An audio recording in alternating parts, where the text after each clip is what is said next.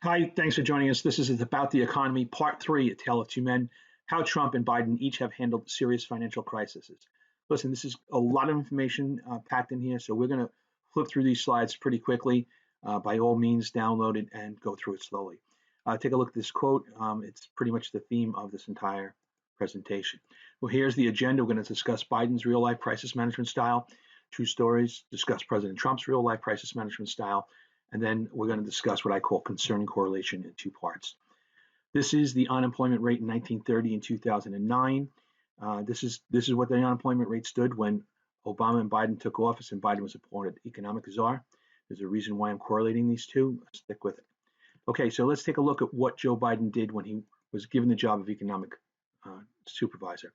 He implemented a broad sweeping stimulus program, more than $800 billion, 275 programs, 28 federal agencies involved. Here are the programs. The numbers around the dial are in billions of dollars. That's what he was responsible for. And he saw on a daily basis. He convened 22 cabinet meetings, which was more than President Obama did in that same time period. And he paid attention to detail. And this is this is not a fun job, and it's going to require a lot of attention. What else did he do? He forced the cooperation across the country and across political spectrums. He didn't care if you were Democrat or Republican or whatever. He implemented the 24-hour rule, which he followed through on, which means that anybody, no matter what level of government they were at, if they had a question, they were answered within 24 hours. And most importantly, he prevented fraud and pork barrel waste. Okay, so what was the impact of his management? The impact was that he got the job done. Most importantly, unemployment fell while GDP rose. This is a pretty neat trick to pull off. Okay, so let's just take a look at these articles I pulled out. You can go online, you can take a look at them. The key theme here is that both Democrats and Republicans acknowledge that Joe Biden did a great job in helping to the economy to recover and the stock market to recover. Even the Hill, which is notoriously balanced, as recently as May of this year, stated that Biden oversaw the last economy and he can certainly do it again. Let's take a look at President Trump. Trump is president and Trump is businessman. We take a look at both because Trump constantly says, I'm going to do for the country what I did for my businesses. So we should take a look at what Trump did to his businesses in times of great financial crisis. It's extremely important. And if reelected, what does his current political and presidential policies offer us to see what's down the road? This is an interesting graph. This is one of two that we're going to visit in just a second. Here's the second one. I'm not going to tell you right now what they are, but you're going to want to know. Stick around. So Trump's crisis management style as a politician. There are four political economic tenets which are prevalent, and you can see in the daily newspaper. You can watch the newspaper. How old am I? You can see in the interviews, etc.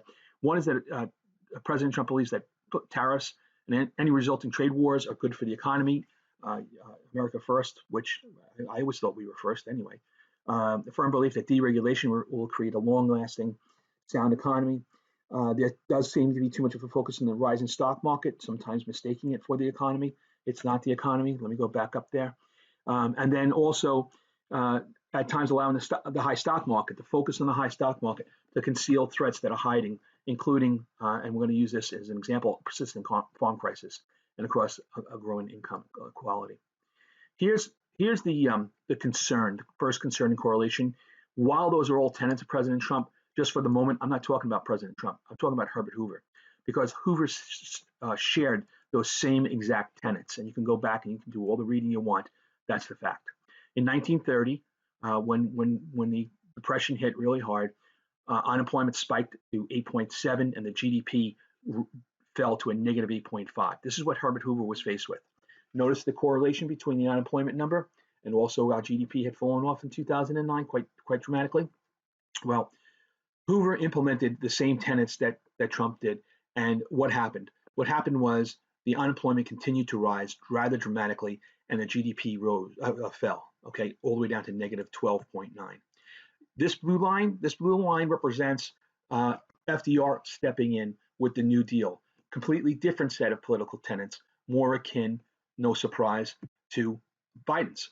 And what happened when FDR came on board? The New Deal, new programs, all new federal programs, just like Joe Biden did in 2009 and like he's going to do if we let him into the White House. Unemployment was on the rise. It sort of rose a little bit more, but then it started to fall off. GDP rose dramatically. They began to meet. And then, of course, in 1938, there was another economic crisis. If you're a student of history, you can share that information with your friends.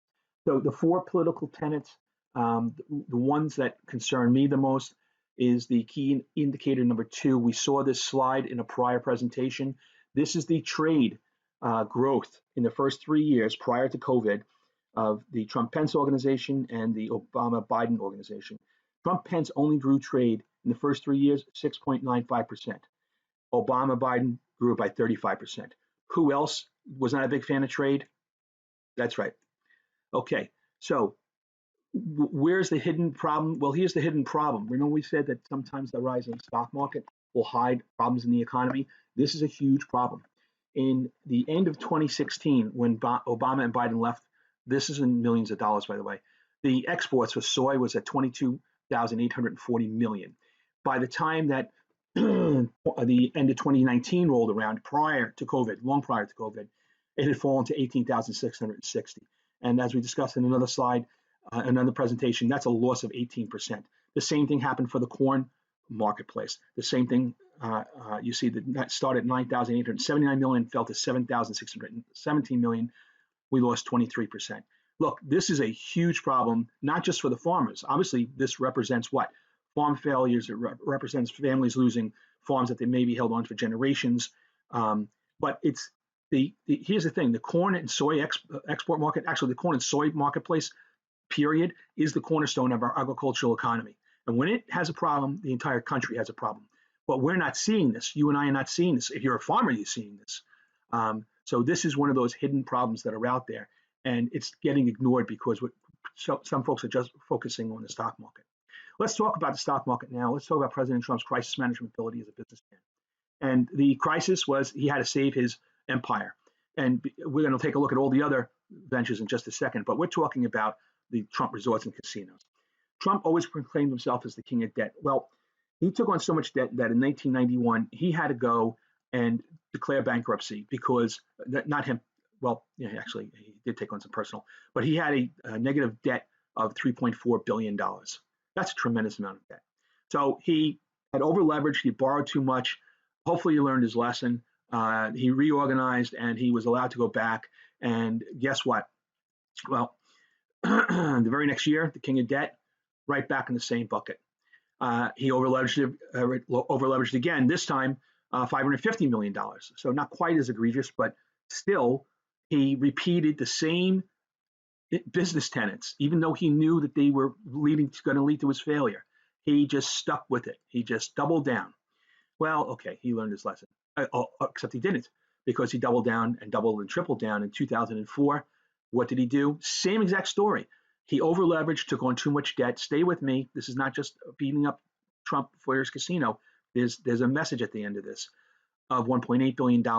And then most of us know the story that, of course, he then again, for the fourth time, declared bankruptcy in 2009 with another $1.74 billion in debt. This is all lost money. So again, this is why this slide comes in. The definition of insanity is doing the same thing over and over again while expecting a different outcome. Trump does the same thing over and over again and expects a different outcome. If we continue to allow him to stay in office expecting a different outcome, maybe there's something for us to consider. So what happened? What was the end result? Well, I think most of us know what happened. Stock was issued at 15, went up to 35, fell to 10, all the way down to 23 until it was deregulated. You remember this little graph? Just in case somebody says, well, it was the market, he couldn't control it. Guess what? In the exact same time period, the exact same dates, the S&P 500 more than doubled in value. So if he had simply taken his money and his shareholders' money, put it in the S&P 500, he would have been a hero. And as far as competition goes, this is MGM Resorts and Casino. Again, exact same time period. This is his number one competitor. Guess what? Same time frame, same investment, 600%. Your initial investment would have been worth 600%. 5.72 times 600%, 34.38. Okay. Again, so you and I have to consider, I'm going to do for the country, what I did for my business. Please, God, no. All right. Here's the last concerning correlation, okay, or the last part of it. These two graphs, the one on the left represents Trump's casino debt to revenue ratio, 98 to 2001. Debt to revenue, that means how much am I incurring, how much am I losing, and how much am I making?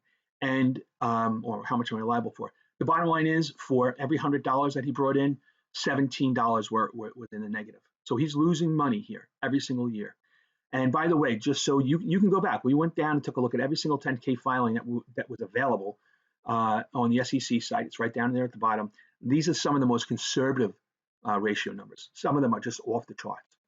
The reason why there's and of course we know he's declared bankruptcy shortly thereafter. The reason why this concerns us is because this is the Trump-Pence debt to ratio, GDP, our government, our country. This is the creeping debt that he's addicted to. He constantly doubles down. He constantly does the same thing. And he is doing, and by the way, the gray bar is with COVID. I carved that out so that nobody could say anything. This 108 is to the first quarter of 2020. It probably would have been at 107, 107.5, because it did include those 2 weeks in the last quarter, the last couple of weeks of the first quarter. But even so, by the way, just in case you think that I was picking on the casinos, every single one of these businesses failed. Okay, most of the time, like the airlines, couldn't make an interest payment, or the sales just weren't there. He cannot grow the sales. He can take on the debt. He can't grow the sales. Okay, just a quick revisit. Remember what Biden did in his crisis management time, right? Unemployment fell on a GDP rose. So knowing all you know now, can you vote your pocketbook, vote your 401k, and vote your conscience at the same time? You know where this is going. Vote Biden-Harris, please, by all means, and thank you for watching. Please do share this on social media, watch the other videos, and please do click to get a PDF copy of this report. And that's my email at the bottom if you want to reach out to me. Thanks so much.